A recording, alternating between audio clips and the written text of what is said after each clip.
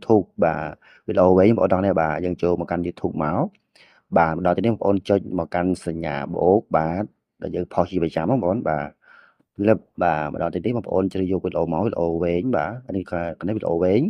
បាទវីដេអូវែងនេះវីដេអូខ្លីបាទឥឡូវខ្ញុំផុសវីដេអូវែងបាទ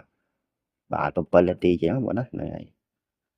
អូខេម្ដងឡើយនេះបងប្អូនចុចដល់កាន់នេះហើយបងប្អូនចុចសញ្ញាបន្តបាទ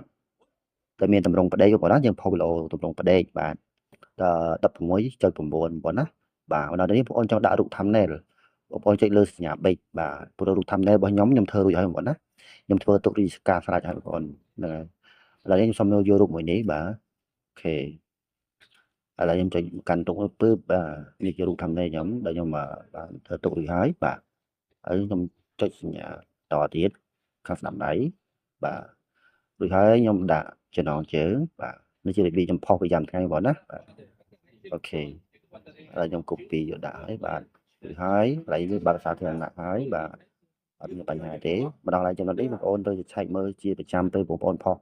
បាទនេះចុចសញ្ញាគ្រីរបស់ខ្ញុំមកខាងក្រោមបាទវីដេអូមុនខ្ញុំបានប្រាប់ហើយបាទចំណុចនេះគឺខ្ញុំកន្លែងដែលខ្ញុំដាក់តេកន្លែងនេះណាចំណុចនេះបងប្អូនណាខាងក្រោមនេះ